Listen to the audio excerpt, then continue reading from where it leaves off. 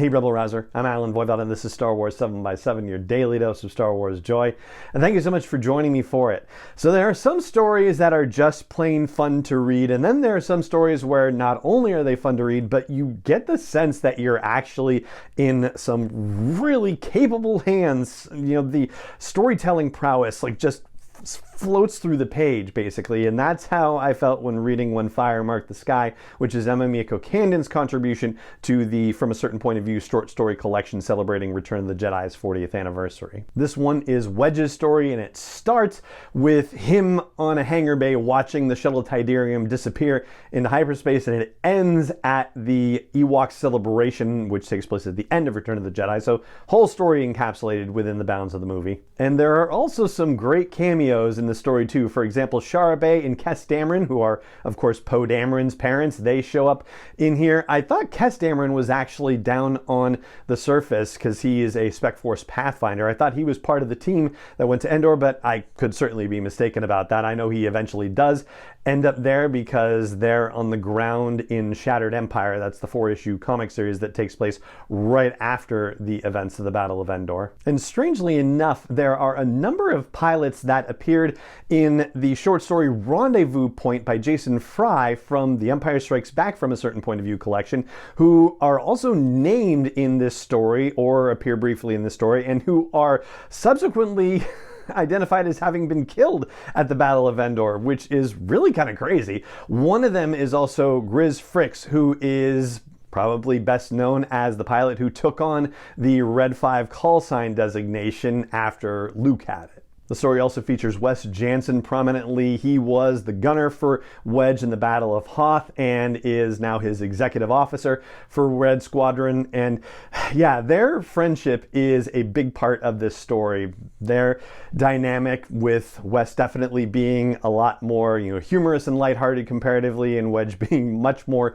serious and concerned about everybody else, always thinking about, the ships and things that he has to check on and whatnot. And Wes has one of the best lines in this whole collection when he's talking about the Death Star, and he says, that's not really a very scary name. He says, everybody's downer cousin was in a band called Death Star. And I just had to set the book down for a moment because that was just so funny. So we follow Wedge into battle, and as soon as they arrive and realize that it's a trap, Wedge actually starts thinking that this is the day that he's going to die, and somehow he's able to be outside of himself and be resigned to this situation for all intents and purposes, even though he is flying as well as he ever has, and it's like he has nothing to lose at this point, so he's just going to fly as long as he can. And he's almost kind of surprised when everything turns out well and they destroy the Death Star, and he thinks to himself, well, now what? Which is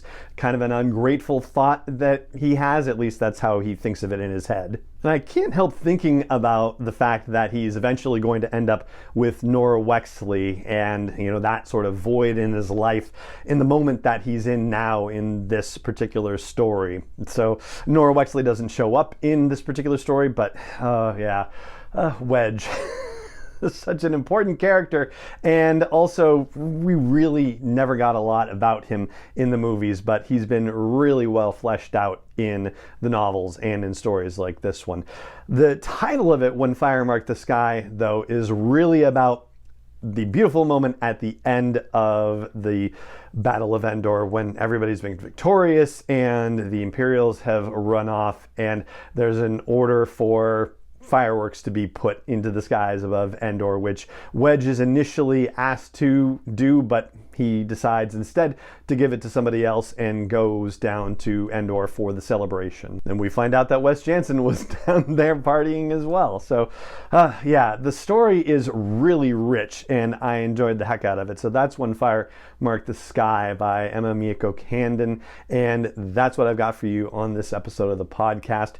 If you like me doing this stuff and you want to support it, if you'd consider heading over to patreon.com/SW7x7 and support this crazy enterprise that I have done every day for almost 9.5 years now, I would greatly appreciate it. It's patreon.com/SW7x7.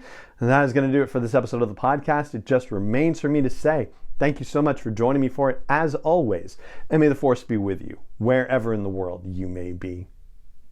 Star Wars 7x7 is not endorsed or sponsored yet by Lucasfilm Limited, Disney, or 20th Century Fox, and is intended for entertainment and information purposes only. Star Wars, the Star Wars logo, all names and pictures of Star Wars characters, vehicles, and any other Star Wars-related items are registered trademarks and/or copyrights of Lucasfilm Limited, or their respective trademark and copyright holders. May the Force be with them. All original content is copyrighted by Star Wars 7x7. We hope you love it.